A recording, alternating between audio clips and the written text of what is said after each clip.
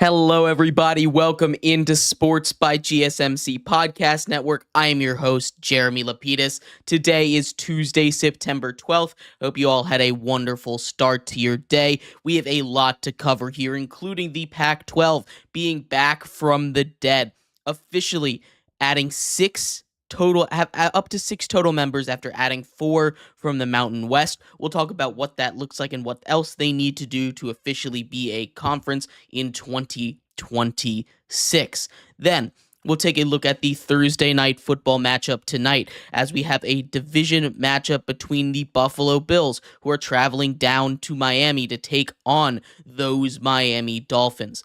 Then we're going to take a step into the world of baseball, continue where we left off yesterday, talking about the MLB and its playoff, where it sits right now with just about 20 games to play for everybody in the league. Then we'll take a little bit to time of talk about some quarterback controversies. The Steelers, the Falcons, the Packers, the Giants. These teams that have quarterback questions. We'll talk about all of that and more. But before we get into it, remember, if you would like to be an even bigger part of the show than you already are, all you need to do is go to gsmcpodcast.net. Or if you are on YouTube, you can use that super chat feature. If you do either of those two things, a message should pop up on the bottom of the screen for you, me, and everybody else around the world to see. If you do have a burning question about sports, anything at all you want to ask, go ahead and throw that in the comments. Throw it in the chat. I will get to it as soon as I possibly can. I appreciate everybody so much for sticking around, talking some sports with me here on a beautiful Thursday afternoon. But like I was saying, we are going to start off our show with the big story breaking last night into this morning. The Pac-12 is back from the dead. They officially have all but revived themselves, adding 4 new members, 4 strong members to their conference, along with the current Pac-2 that consists of Oregon State and Washington State. They add members Boise State, who is currently the best Group of 5 program, leading the odds to get that Group of 5 spot, which goes a long ways to getting your power conference status back. San Diego State has a very strong football history, basketball program, good for them as well. Colorado State has some rivalries with one of the hottest names in college football right now and a long history. And, of course, Fresno State, who just took Michigan down to the wire in week 1. Members, this is not a full conference. So they still need to go out and get 2 more members. Now, there have been people that are pitching taking more teams from the Mountain West, teams like Nevada and UNLV. And while, yes, that would make sense both geographically and as far as competition goes, getting a market like Vegas and getting the whole state of Nevada would be huge, you have to pay a lot of money. It's a $17 million exit fee to go and get these teams from the Mountain West on top of the $10 million poaching fee. Now, they have quite the war chest. There were plenty of lawsuits. They were able to, the Pac-12, I guess the Pac-2 now, was able to keep a lot of money due to the other 10 teams, the however many teams leaving the Pac-12 in such a hurried form, breaking their contract. The Pac-2 is rolling in cash right now, so they're able to help out with that. So maybe it's not a big deal. That's still a lot of money to fork out to get these members. There's other options. I've heard people throw out trying to take from the ACC, new teams that just joined the ACC, like a Stanford, like those teams from over there. You could also, and this is one that I think would be really interesting, go to the FCS level and get some very, very good FCS talents. Teams like South Dakota State, teams like North Dakota State to fill out your roster of 8. Now, I doubt they'll do that. And this is because the Pac-12 is trying to revalue itself as a Power 5 conference. And if you look at it as it lays out right now, Oregon State, Washington State, Boise State, Fresno State, Colorado State, San Diego State, plus North Dakota State, South Dakota State, that's not going to be the power conference. That's going to be put in the Group of 5, make it a Group of 6 conference. Maybe the Mountain West disbands and it still becomes the Group of 5 there.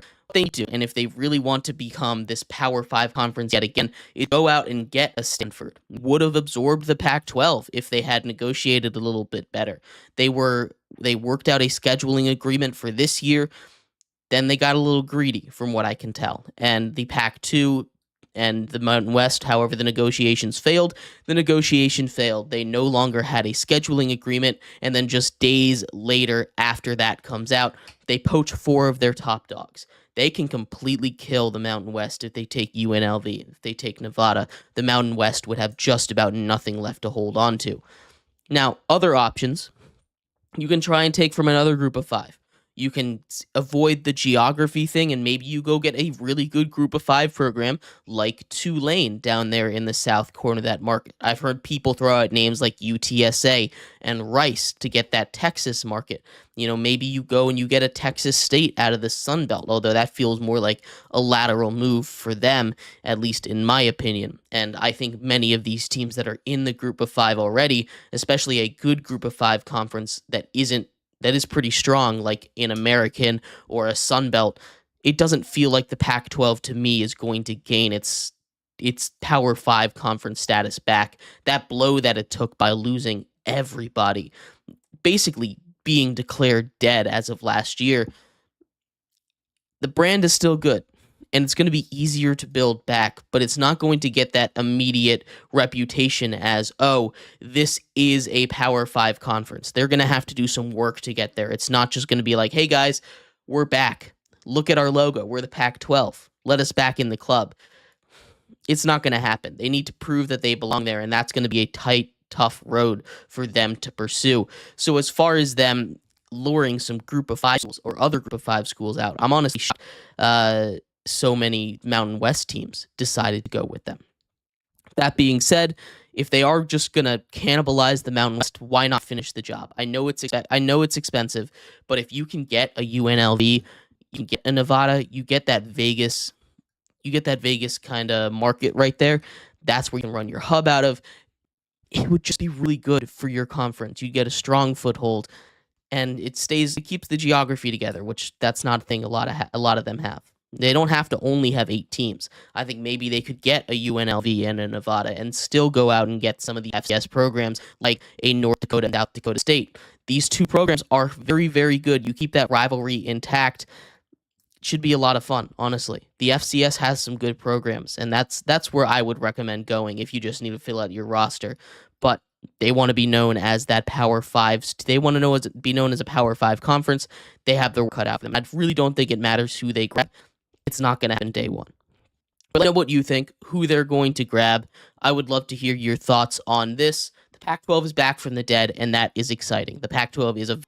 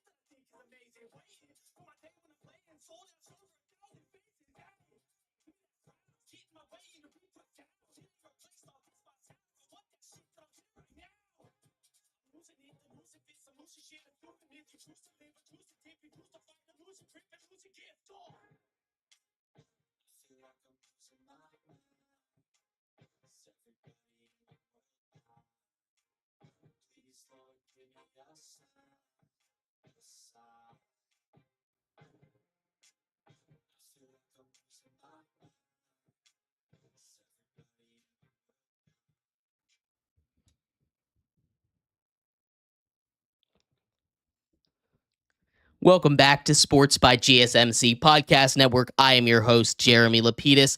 If you were just tuning in, we just finished talking about the Pac-12 performing a magic act, coming back from the dead when everyone thought they were already buried.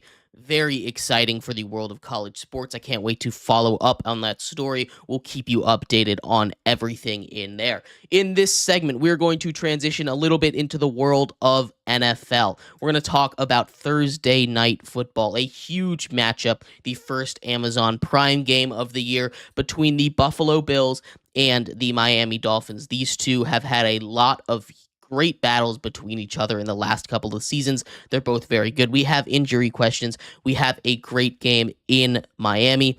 We'll break everything down here in just a second, but before we do, remember, if you would like to be an even bigger part of the show than you already are, all you need to do is go to gsmcpodcast.net. Or if you are on YouTube, you can use that super chat feature. If you do either of those two things, a message should pop up on the bottom of the screen for you, me, and everybody else around the world to see. If you do have a burning question about sports, anything at all that you would like to ask, go ahead and throw that in the comments. Throw it in the chat. I will get to it as soon as I possibly can.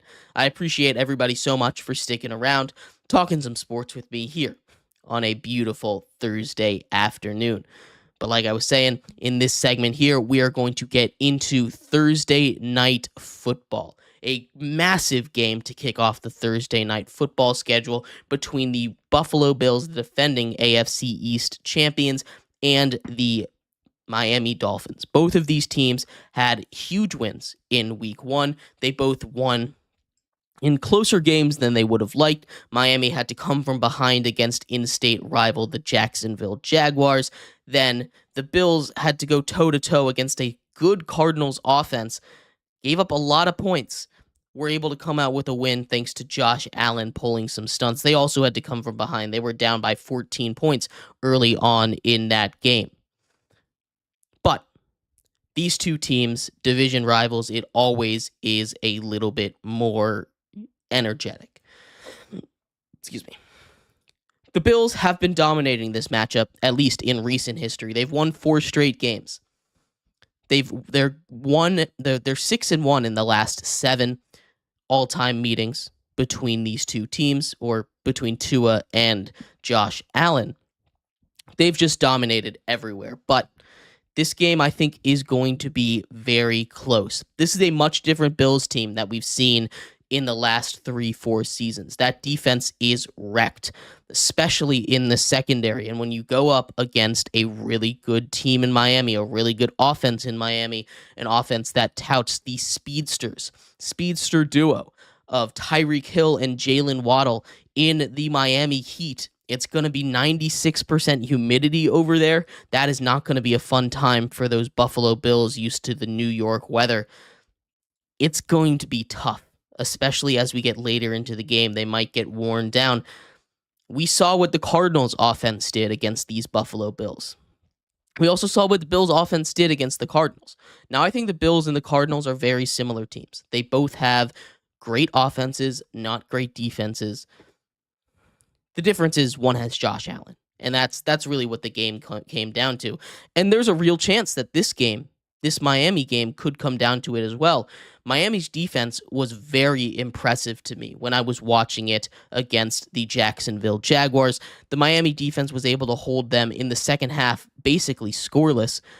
In the first half, they had some issues, committed some penalties. Brian Thomas Jr. was loose in the secondary a little bit. He caught himself a touchdown, had himself a nice game in his first game as a rookie, but they were able to calm everything down. Jalen Ramsey really took a deep breath, played a lot better in the second half, as did the rest of that Miami Dolphins defense. This is going to be a battle of which defense can step up, because both of these offenses are going to get it done. Both of these offenses are going to be able to move the ball.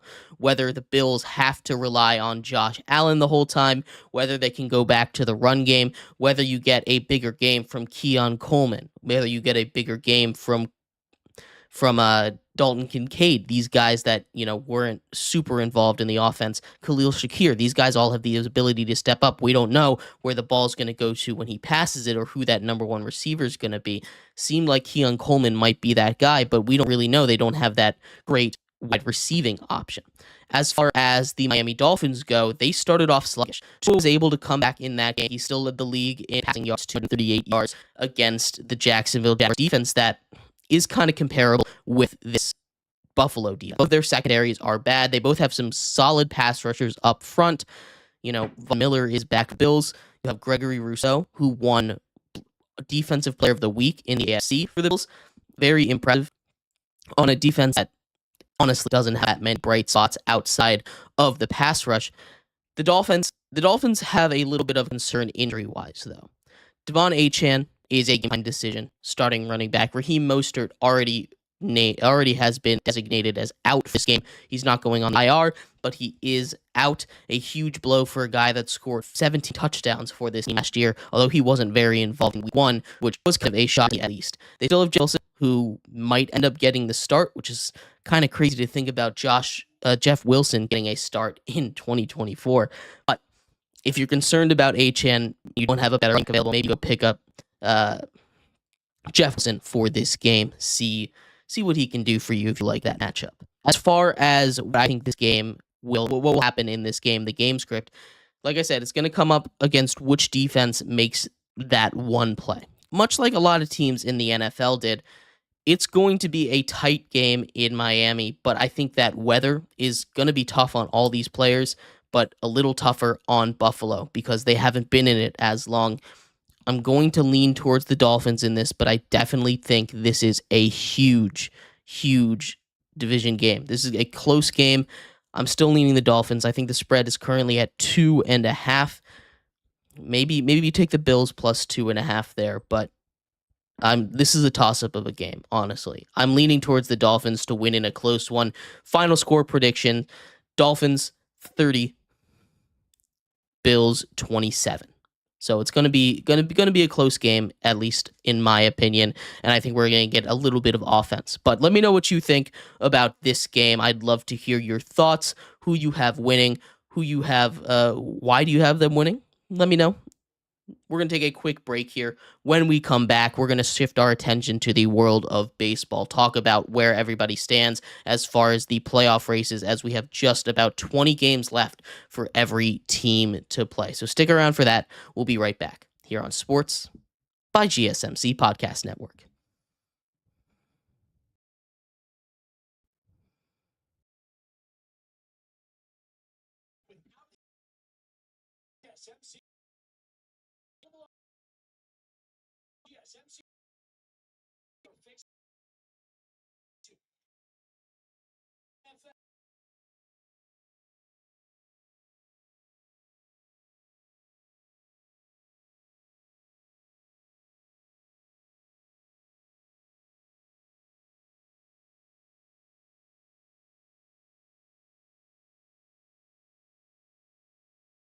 College football, NBA, MLB, MMA, UFC, fantasy football, and so much more.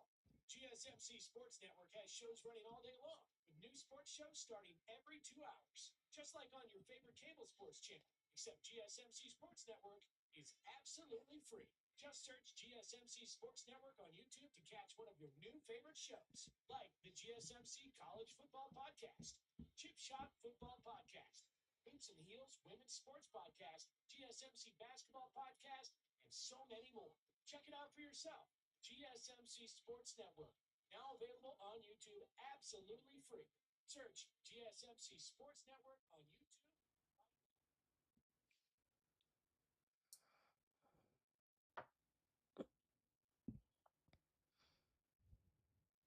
Welcome back to Sports by GSMC Podcast Network. I am your host, Jeremy Lapidus.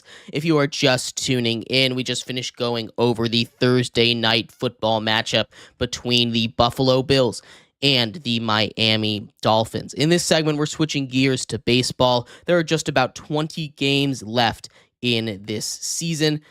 We're going to see where every team stands as far as their playoff chances go.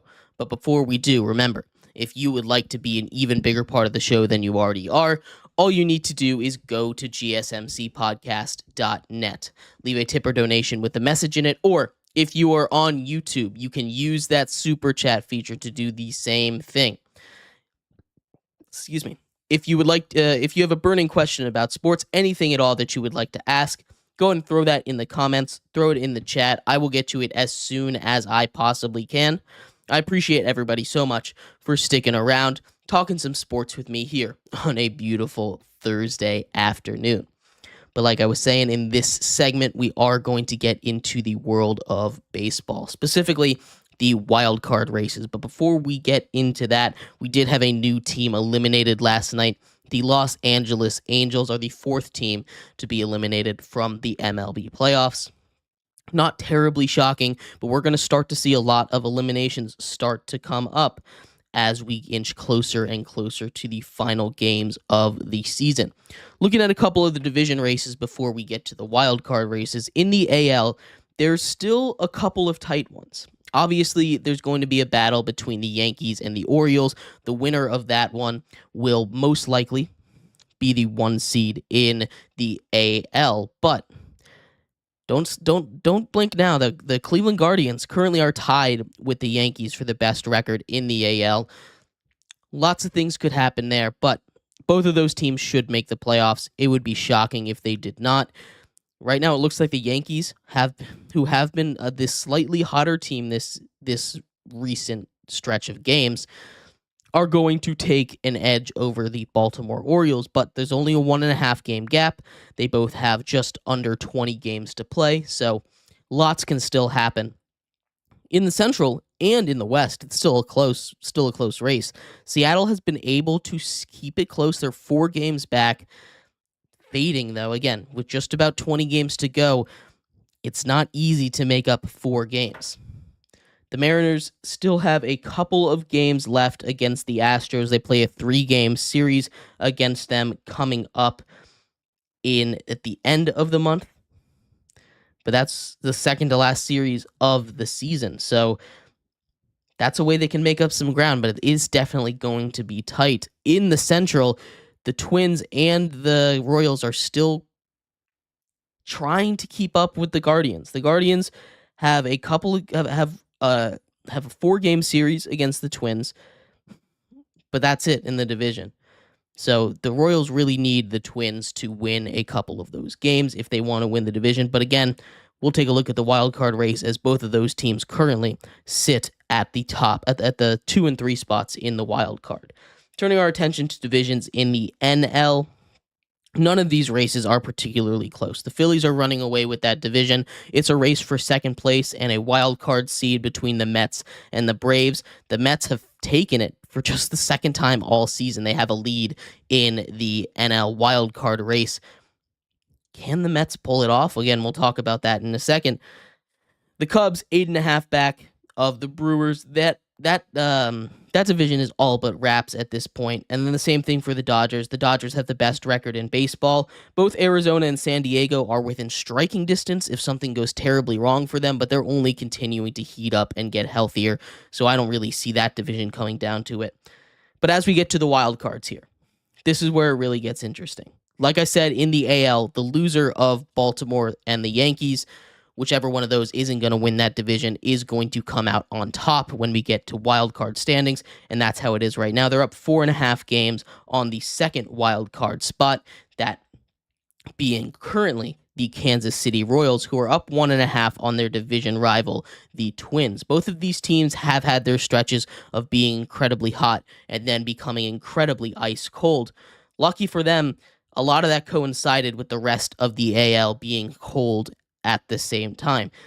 Detroit is sneakily coming up on them. They're 3.5 games back. Again, a lot of games to make up. But Detroit, when you take a look at their schedule, they play a series against the Royals coming up.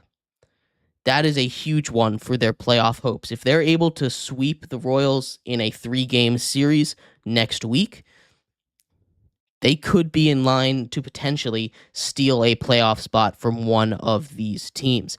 Now, like I said, it's coming down to it. Anything more than 5 games and you're basically out of the race. It's going to be a tough line, but the one we want to pay the most attention to is in the NL. Not that I'm saying it's done, it's over, but as far as the top 2 wildcard standings in the AL go, or in the NL, you have the Arizona Diamondbacks and the San Diego Padres, each with a 93% chance to win it. They've been the two of the hottest teams in all of baseball since the All-Star break. They've all but cemented their spot in the playoffs. Really what this comes down to, and the biggest race in all of baseball, is between the Mets and the Braves. The Mets, as I mentioned, took control of that wild card spot, that final wild card spot, for the first time since they had a half-game lead over the Braves earlier in the year. This is one that is going to come down to the wire. These two teams have been going back and forth all season long. The Braves just dropped a couple of games against the Nationals. The Mets have been incredibly hot, though. The Mets have a tough schedule down the stretch, though. They have a 3-game set against the Phillies. Then they get the Nats, the Phillies again for 4.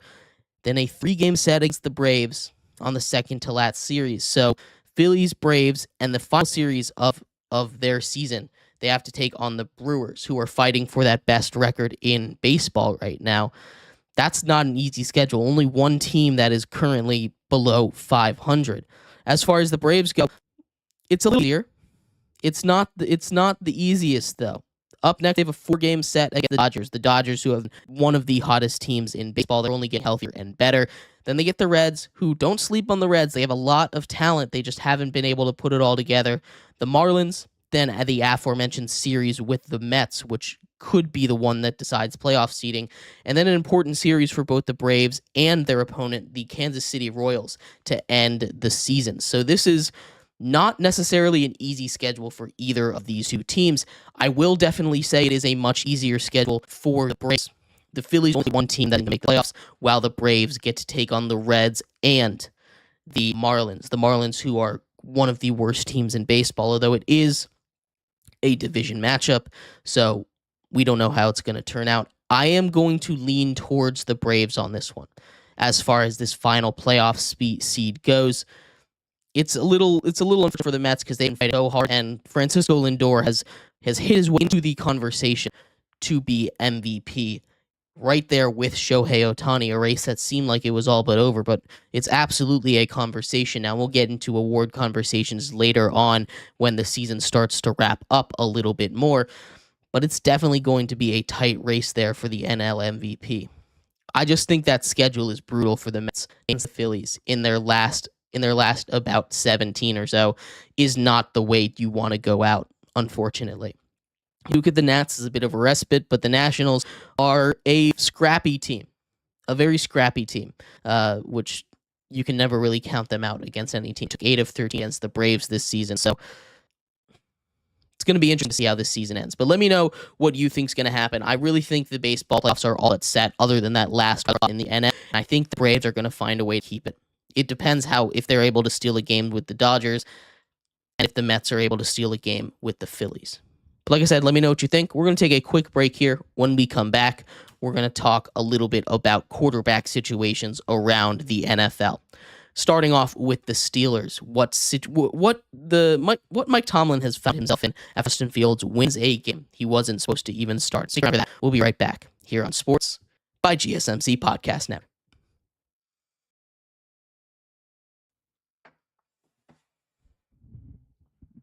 For the best go to the podcast app on your cell phone to access free content rich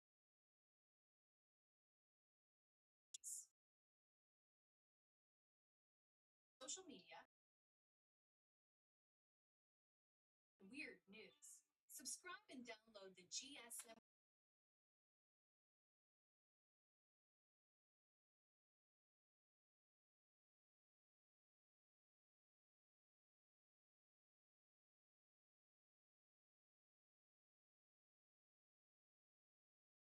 Podcast Network's family of shows, available everywhere podcasts are found.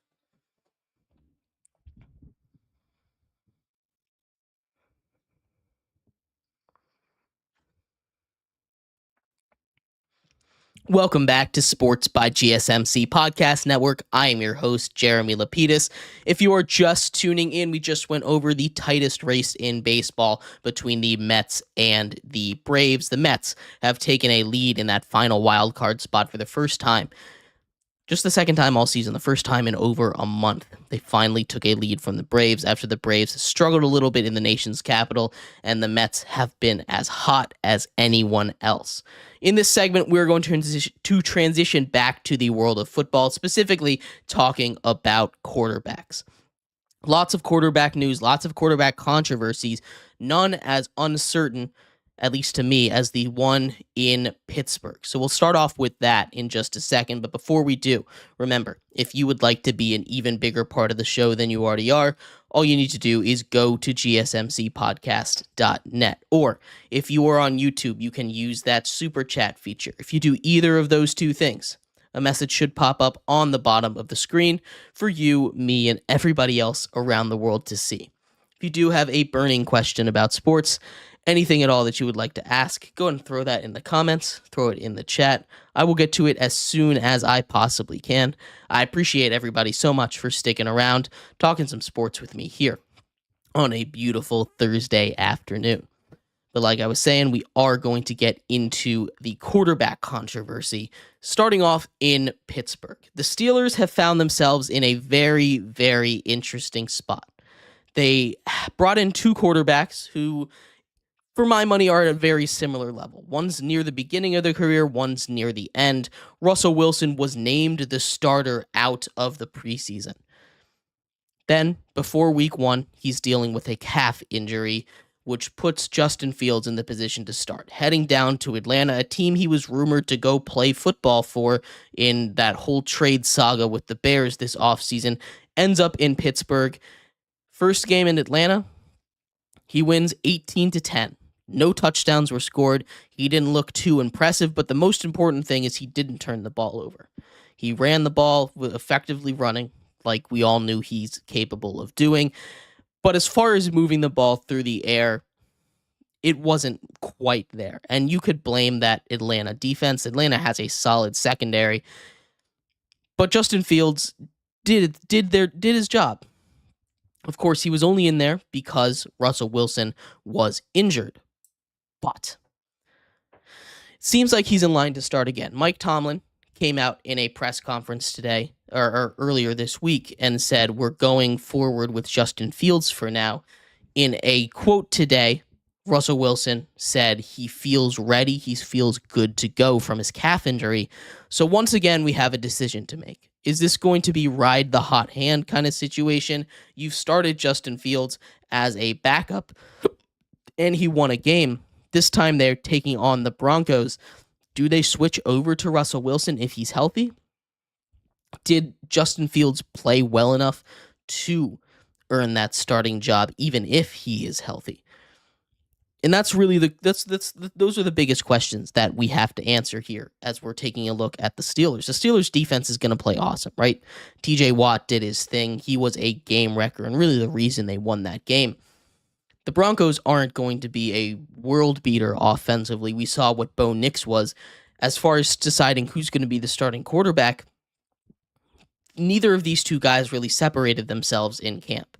Now, when I'm sitting here and taking a look at everything that I've seen, my pick was Justin Fields because he's got that extra ability to run with the ball, improvise. But you did name Russell Wilson the starter, and my personal conspiracy theory, just a little tinfoil hat situation for you guys here.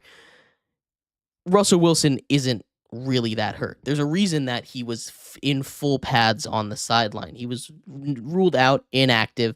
He was also named the starter, and I think that was the best way for the Steelers to get Justin Fields in there. Now, I think what they're going to do is they're going to start Russell Wilson in this game. Both of them get a chance to start one game to start out the season.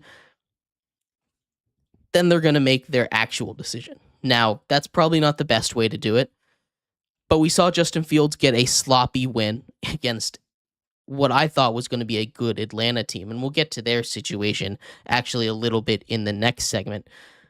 But against the Broncos team, I think that's very similarly talented, at least defensively, to the Atlanta Falcons. Do we get to see Russell Wilson in there for a little bit of a revenge game? Or, honestly, I think or are they going to ride, or are they going to ride the hot hand? And I think, or at least if I was Tomlin, I would keep Justin Fields in there. Now, he wasn't named the starter, and I'm sure they have some kind of reason for it. But as far as outside perspective looking in, it doesn't look like this team offensively is going to do it. You just need someone who's not going to turn the ball over. And as long as Justin Fields is not turning the ball over, I would keep him in there. Now, I'm sure people are worried about confidence boost, confidence killers, but if these guys can't handle when they're playing bad and they're not as good as and they're not better than the other one by much, they can't handle just a little bit of that extra pressure. They're probably not NFL quarterbacks. I think they can handle it. I don't think their ego, their confidence is going to take that big of a hit that they're no longer going to be playing. But if that's how it works, then they shouldn't be playing anyway. But let me know what you think. My money's on Justin Fields to start, but maybe we get to see a healthy Russell Wilson. I don't know. Mike Tomlin is not in a position that I would envy if I were him, but he keeps finding ways to win, and that's really all that matters in this league. But yeah, let me know what you think. We're going to take a quick break here. When we come back, we're going to answer a couple of other quarterback questions. We're going to talk about Kirk Cousins down there in Atlanta and if he's fully healthy or if they should go Penix. A couple of other. We'll be right back here on Sports by GSMC Podcast Network.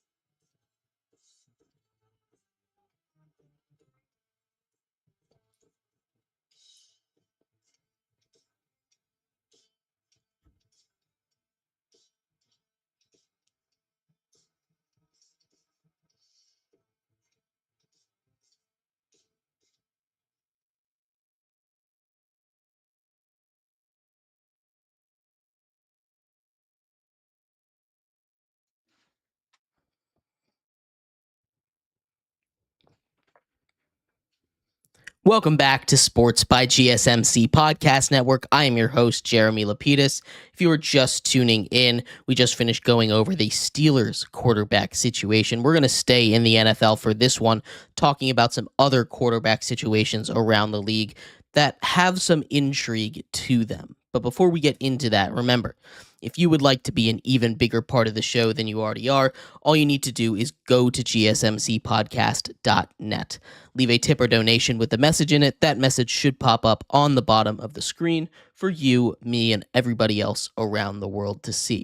If you do have a burning question about sports, anything at all that you would like to ask, go ahead and throw that in the comments. Throw it in the chat. I will get to it as soon as I possibly can. I appreciate everybody so much for sticking around, talking some sports with me here on a beautiful Thursday afternoon. But like I was saying, we are going to get into the quarterback situation here with a couple of these teams, and starting out with the most pressing of them, I will say, the Packers situation. The Packers aren't in any kind of quarterback controversy. They don't have a quarterback that's not performing the way they want, but they do have the lack of one. And we got to see a small sampling of their current backup quarterback, Malik Willis. And as the week goes further on, it seems like he's going to be their answer. Not someone I'm totally convinced about.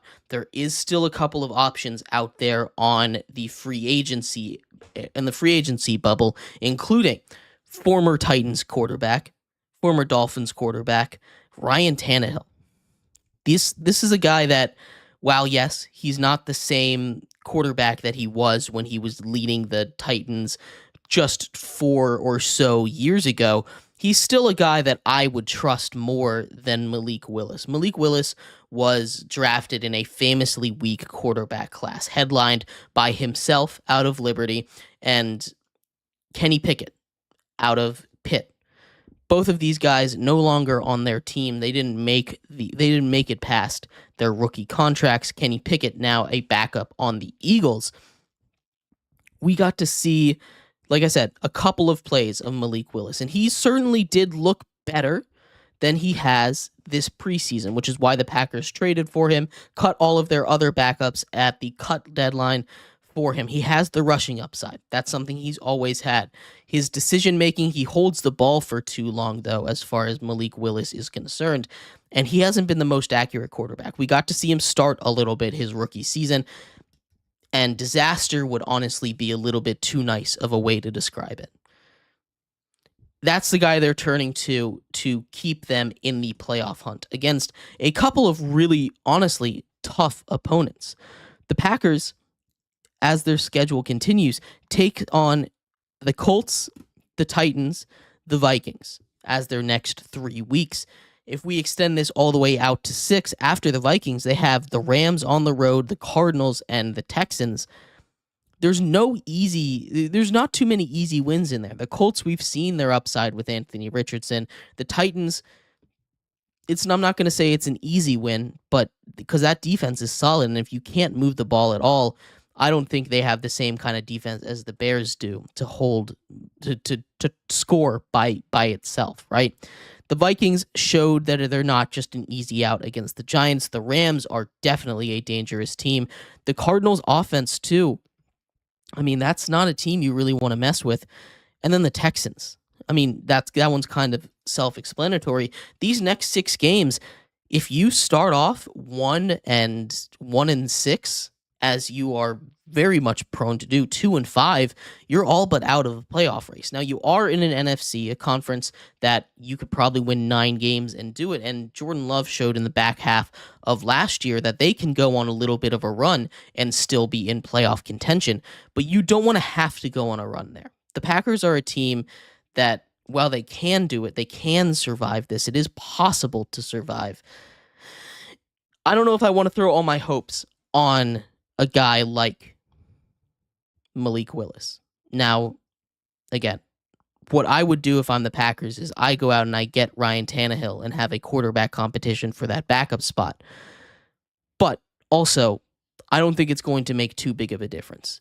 This is not an easy stretch of schedule. This is probably their toughest stretch of schedule, which is the one that they're missing their starting quarterback for, at least until the very back half of the season, 3-game stretch against the Niners, Dolphins, and Lions. But this is not the way you want to go if you're the Packers. Outside of Green Bay, though, there's a couple other more quarterback controversy kind of situations. One in Atlanta. And the Falcons had a very interesting offseason, especially at the quarterback position. They signed Kirk Cousins to a $100+ million guaranteed contract. He's coming off of an Achilles injury, and that's something to keep an eye on. And I think that's been the biggest story. He didn't look his best in week 1 against the Steelers. Now, I know they got a lot of pressure on him, but he looked very uncomfortable moving in the pocket. That Achilles injury is something that's not helping that. And I don't think he's fully healthy, to be completely honest with you.